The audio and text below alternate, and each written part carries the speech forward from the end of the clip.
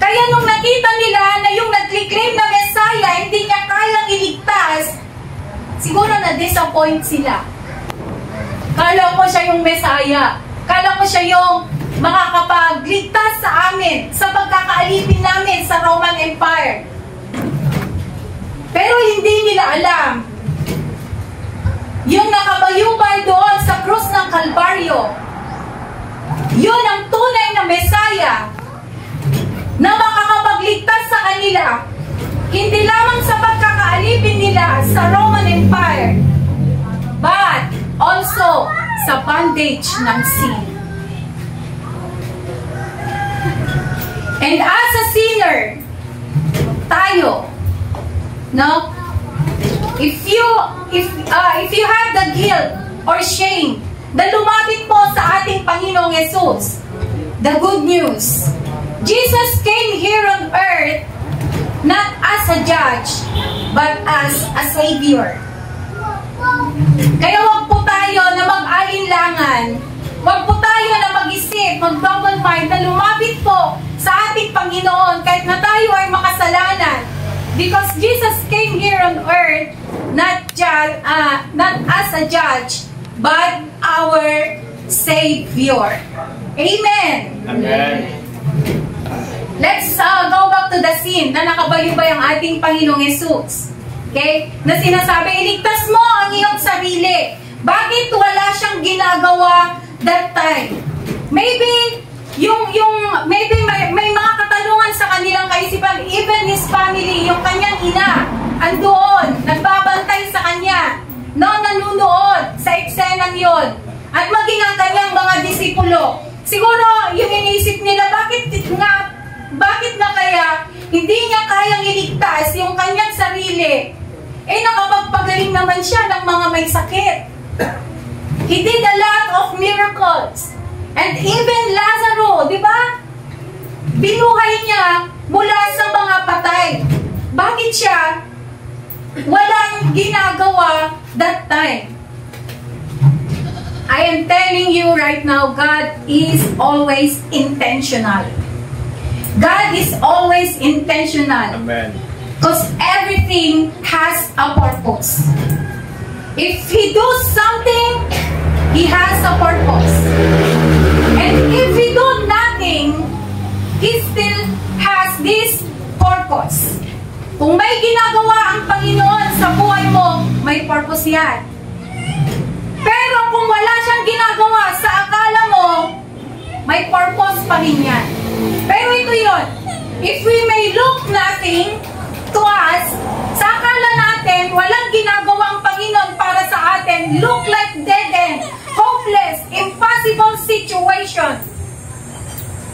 But God has doing something. May ginagawa ang Diyos, di ba? Kinakanta natin, may gagawin ng Diyos sa buhay mo. At ang gusto ng Panginoon, at ang gusto ng Panginoong Jesus ay patuloy tayong magtiwala, maniwala, manalig sa kanyang kakayahan. Di pa rin tayo lumalayo sa tema natin sa buwan ito, unwavering faith. Example, Abraham waited for 25 years. At kailangan 100 years siya bago maibigay si Isaac, the promised son. Si Noah, 120 years na pinilit niya yung ark. And the Israelites journey in 40 years. The challenge is be still. No, na maging yung challenge doon na naghintay si Abraham, gumawa si Noah ng ilang taon to build the ark. Tapos yung mga Israelites andun na, kaya lang sabihan ni Pastor Abig, andun na yung pupuntaan nila straight lang, pero inikot-ikot sila ng Diyos. No, sometimes God change our route to change our life. Minsan nilalagay tayo ng Panginoong Hesus sa masalimuot na sitwasyon para tayo ay mabago. Bakit? No? Para tayo, ang challenge doon ay manatili tayong tapat sa ating Panginoon.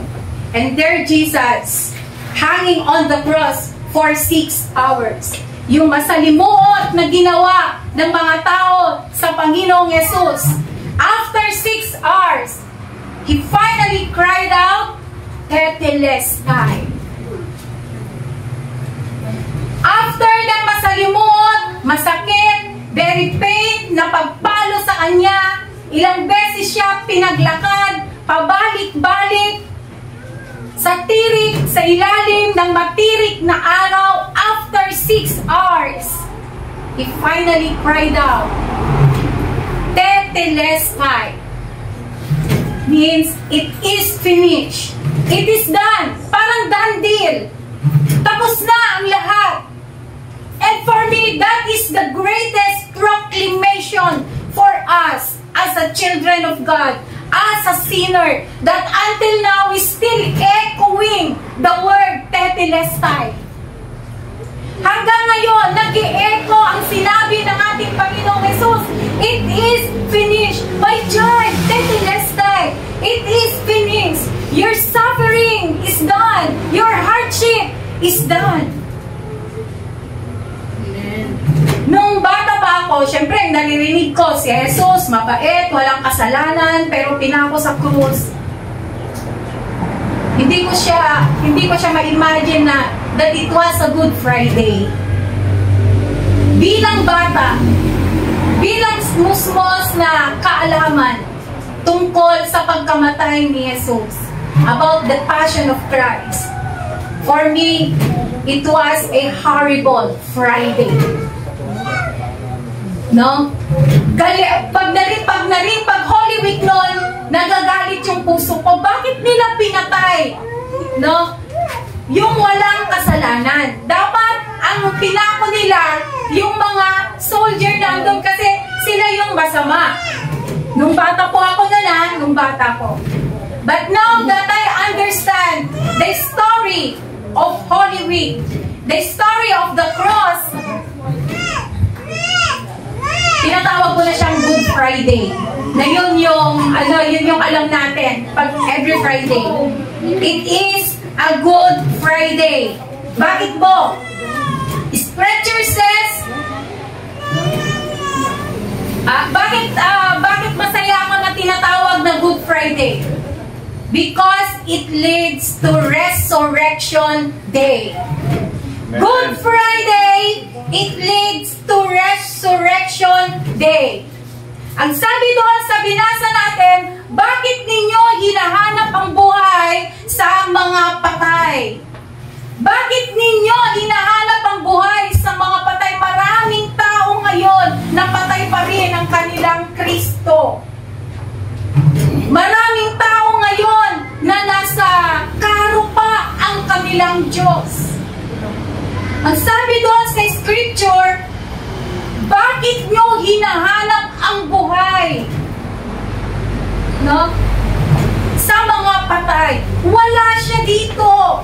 Siya ay buhay. Amen. Jesus Amen. Is alive. Amen. God's not dead. Sabi doon sa ating kinanta, He is not dead. And it's not a past tense. Yung sinabi ng Scripture that Jesus was alive. Jesus is alive until now and forevermore. So bakit ang mga ibang tao pinapatay pa rin yearly ang Diyos na kinikilala nila? God's not dead. He is alive. At lahat ng Good Friday may lead into Resurrection Day. Alam natin kung anong nangyari sa Good Friday na yun. Sobrang naghirap ang ating Panginoong Jesus. And the crucifixion does not end in death. Yung pagkalagay sa krus ng ating Panginoong Jesus ay hindi nagtatapos na siya ay namatay. It ends into resurrection. Nag-end siya sa muling pagkabuhay. The weeping may end into joy. The mourning into dancing.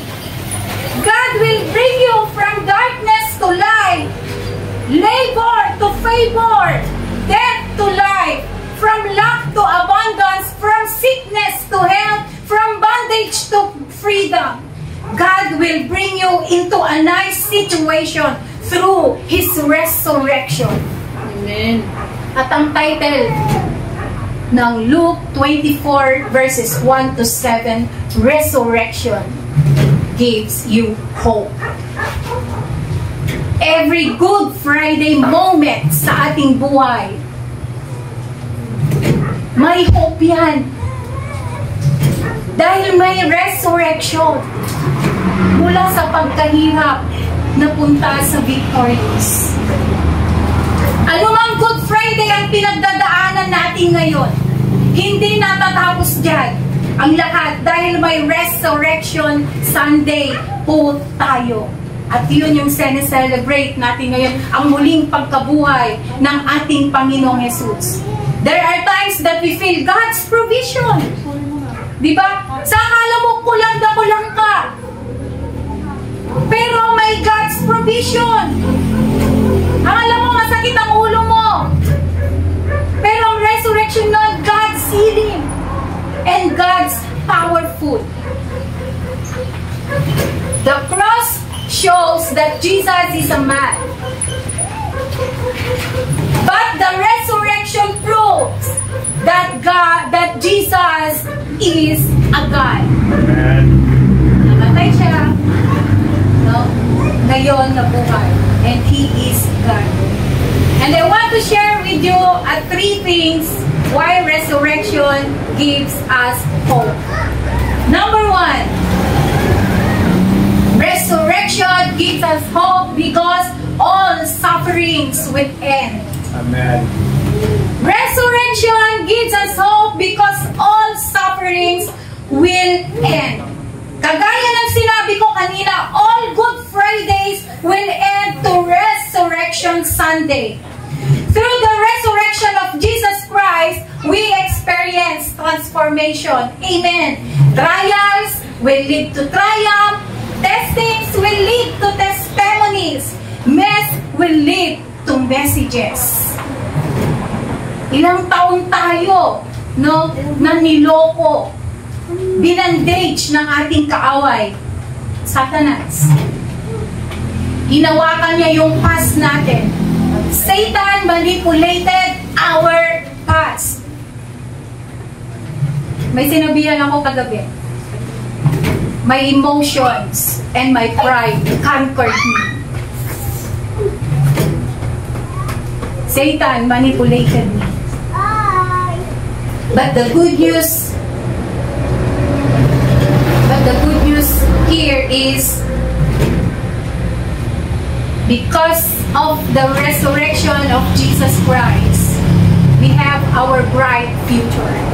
Amen. Kung hinawakan ni Satan yung past mo, na-bandage tayo ng sin, sickness, weakness, hopelessness, but because of the resurrection of Jesus Christ, our future is bright. Do not look on your past. May kanta po dito. Maaari mo namang silipin ang nakaraan. Huwag mo lang babalikan. Do not look on your past because it's not your destination. Ulitin ko po. Do not look on your past because it's not your destination. Instead, gawin mo siyang inspirasyon. Why? No? Mas maganda na may kwento ka. Mas maganda na kung magkwento ka sa mga kaibigan mo na hindi pa tumanggap sa ating Panginoong Yesus na may Good Friday moment ka before your resurrection. Noon, ang buhay ko, ganito ako. Pero ngayon, eto na ako ngayon. Kung na-inspire ka, pag shinare mo yung Good Friday moment mo, tsaka yung Resurrection Day mo, may inspire din yung makakausap mo. Amen. Amen. The story is much better. No? If you have your Good Fridays, your struggling life, tapos isunod mo, no, na napagtagumpayan mo. Because the resurrection of Jesus Christ gives us hope.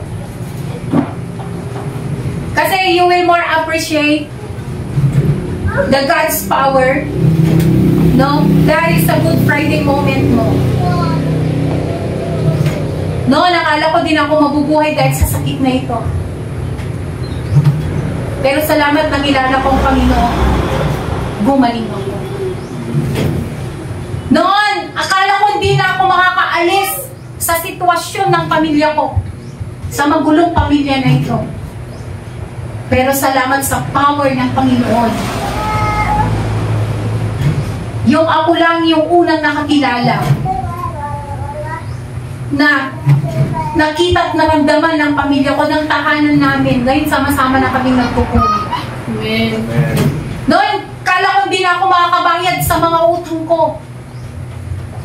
Pero salamat sa knowledge na binigay ng Panginoon kung paano ako mag-manage financially. Ngayon, konti na lang ang utang ko. At alam ko na mababayaran ko yan. You will appreciate more the God's power because of your Good Friday moment. Lahat ng peklat may kwento. Ako may peklat ako. May peklat ako dito sa tuhod. No, lagi akong nadidisgrasya sa motor dahil lagi akong lasing kung mag-drive ako. May peklat din dito ako dahil 2 beses ako na CS. But these scars, nagbigay ito ng magandang kwento sa aking buhay. Doon, naglalasing ako, pero ngayon naglalasing ako sa presensya ng ating Panginoon Jesus. I have my scars here. Masakit, sumasakit hanggang ngayon, pero ang gwagwapo ng lumabas dito. At ang isa, katulungan ko sa ministry. They are very talented and they are using it for God's glory. Alam niyo ano? They are their golden voice, magaling na mga finger, magaling na paa, no? May talent din sila sa pagsayaw for God's glory. Yun ang story ng peklat ko. Kung wala akong peklat dito, wala akong 2 poging anak na very talented. All praises to God. Amen. So lahat ng peklat may kwento. Even that, kahit na yan ay emotional scar, pain scar, but the good thing is there is a resurrection. May tagumpay. You overcome the struggle, and it's the best story that you can share to anyone, to everyone. Alam niyo po, nung bata ko, hindi naman sa pinagmamalaki ko, nakakatanggap din ako ng medal nung bata ako. So every time na umakyat ako sa stage at magbibigay ng medal si Mama, I know na proud si Mama, kasi proud din ako eh. Dahil may mga words ako. Andun yung ngiti. Pero pagdating nung ako nang nagsasabit ng medal, dahil yung panganay ko naglalaro sa top 2 and top 3. And every recognition, andun kami sa stage at nagbibigay ako ng medalya. One time, nung mga grade 5, ang school, nagsabi na tingin na lang kami ng donor sa medal. So, ang iniisip ko noon, siguro mahal ang medal. Kasi sinasabit mo siya sa mga honors student eh. Sinasabit mo siya sa mga awards. Siguro mahal ang medal. Ginawa ko, yung mga mayayaman na kamag-anak ko, mga pinsan ko, sila yung sinasolicit ko sa medal. Para hindi ako makabono, kayo na lang ang bumili. Bigay nyo na lang sa akin pag nakabili na kayo. Pag nailagay na yun yung pangalan niya at saka yung award niya. Kasi pati yung award, ipapa-engrade mo siya. Pagdating sa bunso ko, naglalaro din siya ng top 3 and top 4 nung siya elementary. So ganun pa rin yung patakaran ng school. Kailangan sa amin na yung medal. So sabi ko, binabayaran na pala ngayon yung pagka-honor student. Dahil sa naging manipis na ang mukha ko, kami na yung sumagot sa medal. At alam niyo po ba, no, nung nagpagawa ako ng medal, 20 pesos lang pala yung medal na yun. Ito yung sinasabi, kung 20 pesos ngayon, magkano yung medal ko noon? Na pag sinasabit sa akin, very proud ako. May medal ako. No? Kaya nun, doon sa punso ko, pag 3 lang yung medal na isasabit sa kanya, ginagawa kong 6, dahil ang mura pala ng medal. Pero alam niyo po, it's not about the medal. It's about the struggle. It's about the struggle that you are competing your co-pupils, your co-student. It's the struggle na nagre-review ka ng gabi, makakuha ka lang ng hydrates.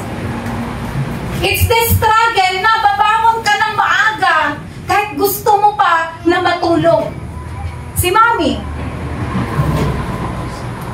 magkano yung tubo mo sa isang isda, Mami? May 100 pesos? 100 pesos kapalit ng pagbangon niya ng madaling araw.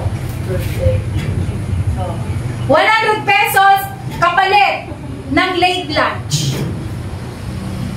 100 pesos kapalit ng pagtitimpi niya ng pasensya sa mga suki niya na tumatawad.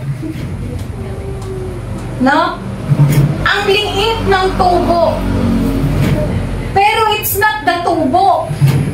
It's the struggle. Na pag binayaran ka na, ang saya mo kahit na maliit lang yung tubo mo. Yes. Nakabenta ako ng 2 isda. May kumbili ulit ako. No, lagi nagtitestimony si Mami, no? Na halos walang matira sa tubo. Di ba? Magbabayad pa siya ng kuryente. Tapos ipangbibili niya ulit ng bagong paninda. But it's not the tubo and the medal. It's the struggle. Amen. No? Panginoon, binibisita ko naman siya lagi. Lagi ko naman siyang iniimbitahan sa church. Pero ang hirap niya natawagin. Panginoon, siguro sabi ni Jasper, lagi naman kami nagpa-practice, pero bakit hindi pa namin na-perfect? No? It's the struggle in life, even your personal life.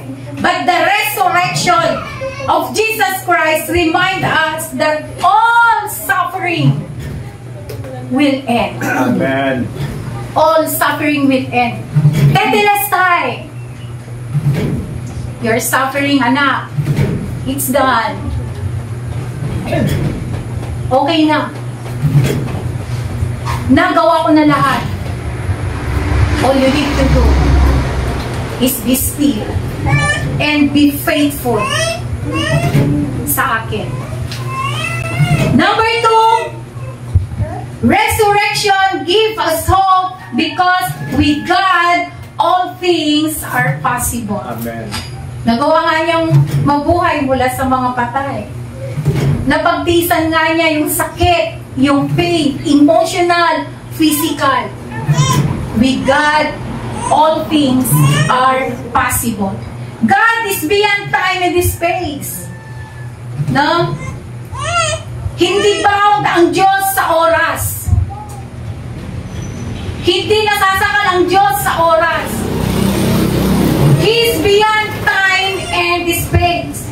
He is the resurrection and life. And with God, nothing is impossible.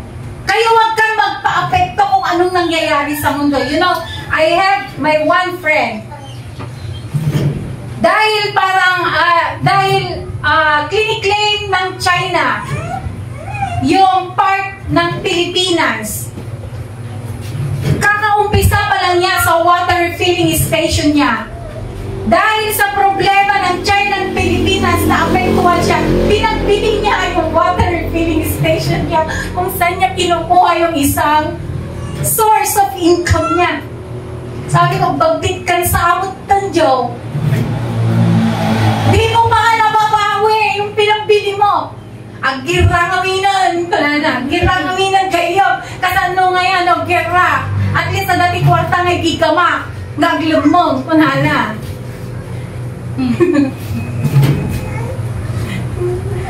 Bakit ka magpapa-apekto? Ang Diyos mo ang laki. He can do everything. Walang imposible sa Diyos. Huwag kang papa-apekto sa nangyayari ngayon. When you feel like quitting, when you feel like you like to throw the towel, you like to throw the efforts, always remember, with God, all things are possible. Amen. The best is yet to come. We may face the Goliath, the Jericho's wall, no? Pero nag-iba na yung perspective natin. Since na tinanggap natin ang ating Panginoong Jesus. Nung wala ka pa sa presensya ng ating Panginoong Jesus, you are enjoying this world without the presence of God. Kung may problema ka, nagmumukmuk ka. Kung may sakit ka, ninenervyos ka na dahil takot ka nga na mamatay. Kung 10 na lang yung laman ng wallet mo, nag-struggle ka na. Nagbubunga ka na sa lakay mo. No? Dahil konti lang yung inabot niya sa iyo. Now, na nasa presensya ka ng ating Panginoong Jesus, you may still have this same problem, same Goliath in your life, same Jericho's wall, pero nabago yung perspective mo dahil sa resurrection ng ating Panginoong Jesus. No, ngayon masasabi mo na, kahit nagkaano katindi ang problema ko, I know ipaglalaban ako ng Panginoon. Hindi ka na magmumukmok sa sarili mong kwarto. Hindi ka na iinom ng alak para lang makalimutan mo ang problema mo. Tatakbo ka ngayon sa ating Panginoon. Mag-iba lang yung perspective ng buhay mo. As a testimony, my niece is here. Gustong-gusto kong mag-share ng testimony pagkaharap ko ang kahit isang miyembro lang ng pamilya ko, no? To prove to you that I am not lying. Last month, colonoscopy schedule po ng mama ko. So, punta kami sa Tayog Family Hospital.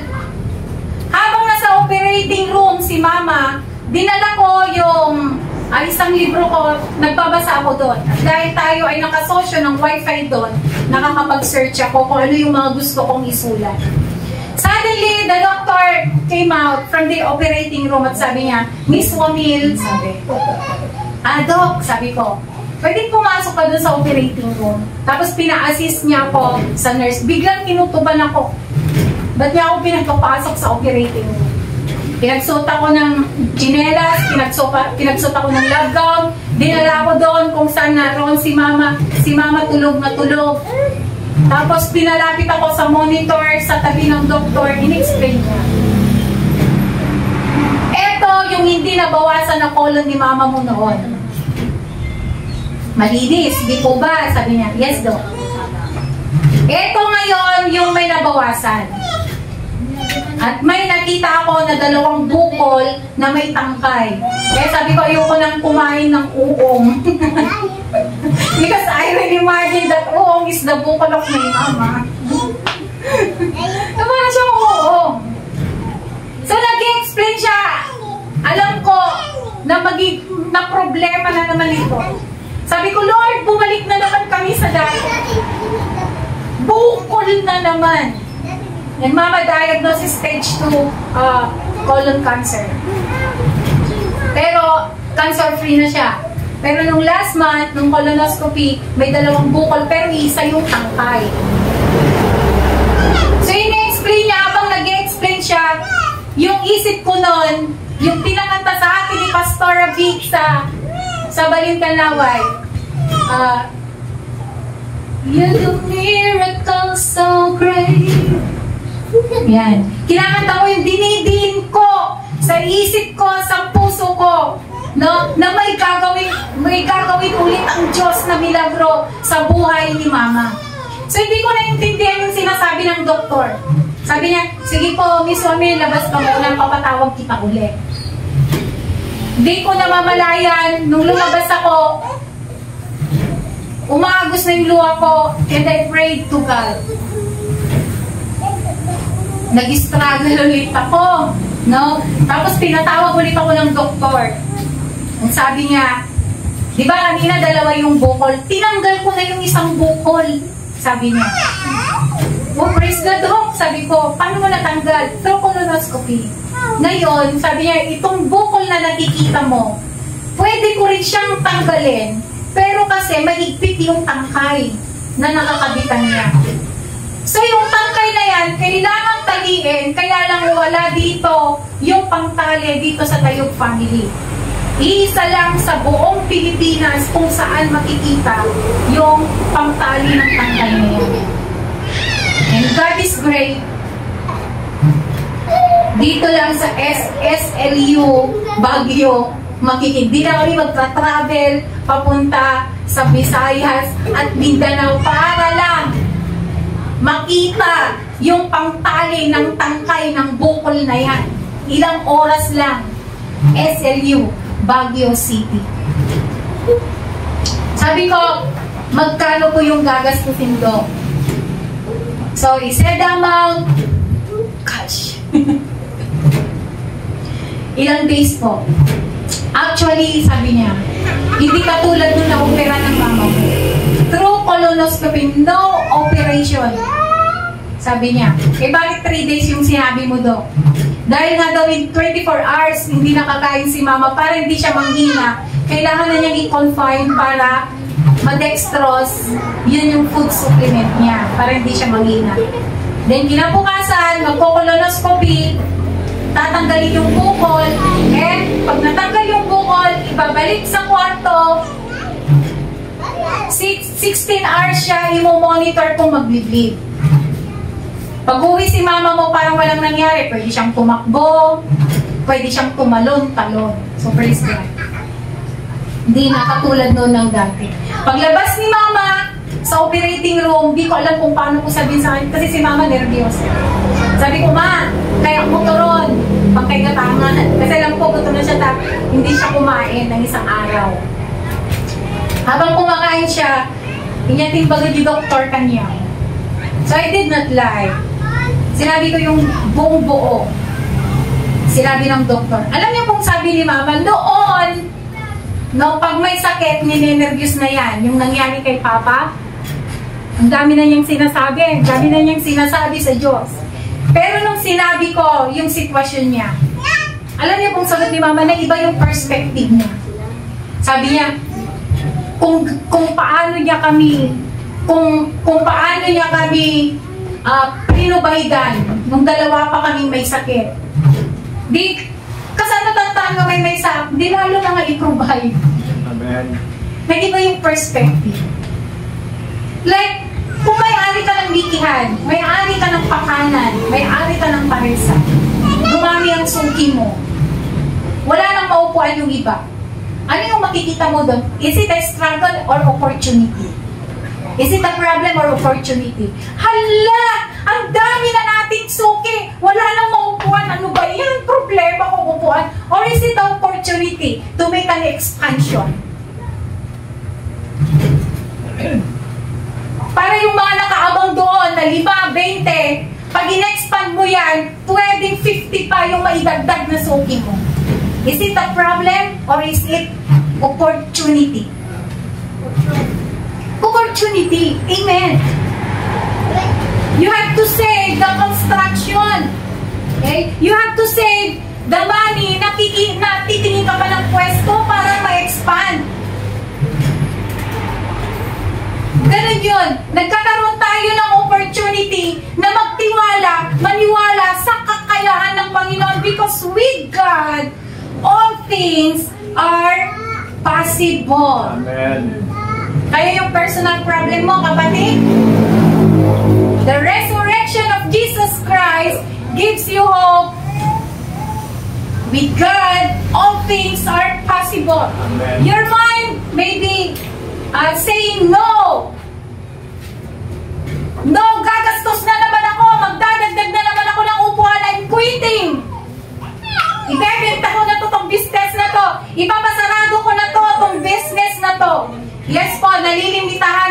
pag-iisip, nalilimitahan ang ating kalakasan, pero ang Diyos hindi. Gagawa siya ng paraan sa problema ng buhay mo kung ano man yung pinagdadaanan mo ngayon. The opportunity here is be still and be faithful to God. Amen. Magtiwala ka lamang sa Diyos. The God who parted the sea, the God who raised Lazarus from the dead, and the God who put silver coin in the mouth of the fish is the same God that you are serving now. Amen. Is the same God na reason kung bakit ka andito. So bakit ka matatakot sa sitwasyon ng mundong ito ngayon? Bakit ka natatakot sa sitwasyon ng pinagdadaanan mo ngayon? Bakit ka natatakot sa sitwasyon kung anong meron ka ngayon? Nothing is impossible. Magagawa ng Diyos na ipaglaban ka. Sabi niya, be still. My child, be still. Do not fear. May magagawa ang Diyos na di mo kayang gawin. If God is resurrected from the dead, He is alive. And if He is alive, now, He is doing something for you na mabuti sa buhay mo. You can make it. Because Resurrection Day means you are overcome. You are chosen. You are anointed. You are accepted. You are validated. You are a child of the Most High. Hallelujah. With God, all things are possible. So nothing to worry. It is settled. Tetelestai. It is done. Naplano na yan ng Panginoon. With God, all things are possible. And the last, Jesus' victory is your victory. Amen. Sabi, as He is, so we are in this world. Kung ano siya, ganun din tayo. Sabi ni Pablo, I am crucified with Christ. I am crucified with Christ. My sin crucified with Jesus. My shame crucified with Jesus. My fear crucified with Jesus. My weakness crucified with Jesus. Kaya takot tayong magkasakit kasi hindi sa mahal ang kabaong. Hindi sa walang buy one take one na kabaong. Takot tayo na mamatay. But the good news is Jesus conquered the death Amen. and the grave. Amen. You are victorious. You are blessed. No? Hindi need na pumunta sa langit para sabihin mo na nagtagumpay ka na. Dito pa lamang sa lupa, pinagtagumpay ka na ng ating Amen. Panginoong Yesu Hallelujah. Cristo. You are a victorious one. Jesus won the grave. No? Kaya napagtagumpayan din natin ang kamatayan. Yung kinanta natin, He won the victory, and so we are. We won the victory. You are victorious now. Kahit andito ka pa lamang sa lupa. You are very, very, very blessed. Blessed not because hindi ka nawawalan ng pera sa pocket mo. You are blessed because you have this GC, Jesus Christ in your life. Amen. And in your heart. You are blessed, you are prosperous, you are victorious. Jesus won the victory, sabi ng kinanta natin. Jesus came out of the grave because of this resurrection. Amen. And as He is, so we are. Kung ang Panginoon, no, lumabas siya doon sa grave, and you can come out into your depression, you can come out into your anxiety, into your insecurity, poverty, sickness, and fear. His death is your victory. His resurrection is our victory. Kaya palagpakan po natin ang ating Panginoong Yesus. Without His resurrection, the gospel is dead. Without this resurrection, hindi ako tatayo dito na isi-share sa inyo ang pangalang Jesus. Because without this resurrection, the meaningless.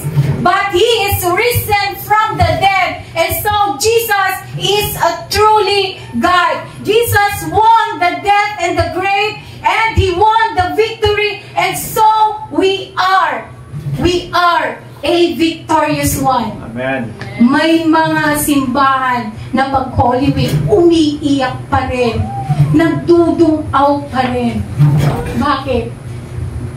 Ay, yearly, patay ang kanilang Panginoon. But this afternoon, we have to celebrate.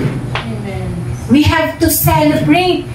No, we owe our own debt, but somebody, through the person of Jesus Christ, paid it all, paid your own debt. That's why you are a victorious one.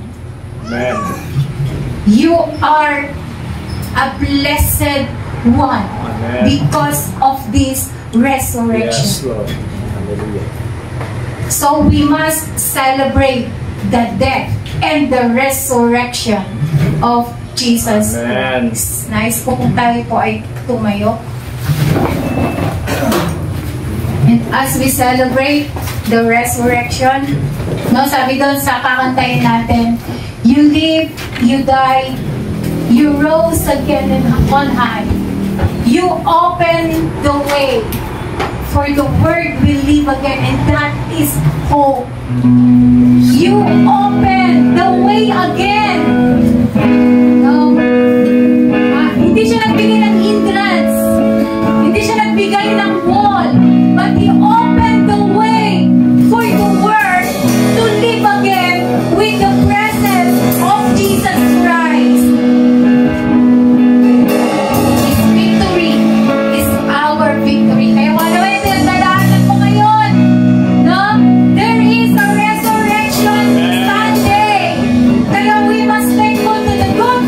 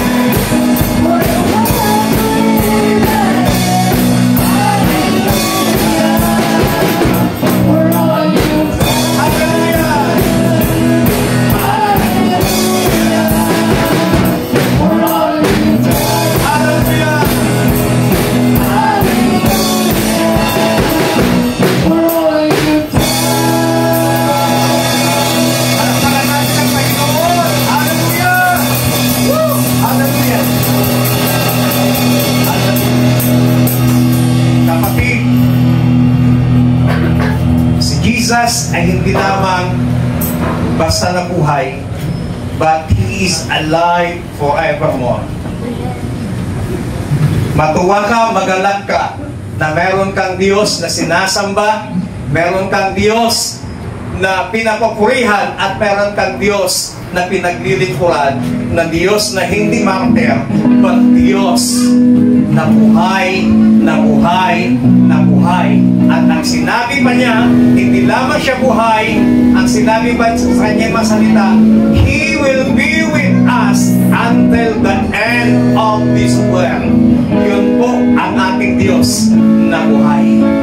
Panginoon, sa hapong ito, maraming salamat sa muling pagkabuhay ng aming Panginoong Hesus, na kung saan nagbigay ng aming pag-asa, nagpakita ng aming Panginoong Diyos ay kaya niyang gawin ang lahat ng bagay, na walang mahirap, walang imposible sa aming Panginoon.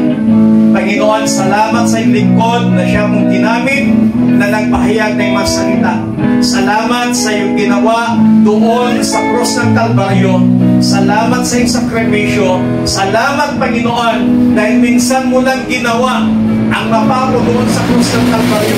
Minsan lamang na ginawa mo na ikaw ay mamatay para sa amin, at minsan lamang na ginawa mo ng aming Panginoong Hesus ay muling mabuhay, upang sa ganon kami ay mabigyan ng pag-asa, kapayapaan, at mapatunayan ng aming Diyos na pinaglilingkuran ay Diyos na walang imposible, ang Diyos na walang mahirap sa Kanya. Salamat po, Panginoon. Salamat po ng marami. We give you all the glory. We give you all the honor, praises, and adoration. In Jesus Christ's mighty name we pray. Everybody says, Amen. Palakpakan natin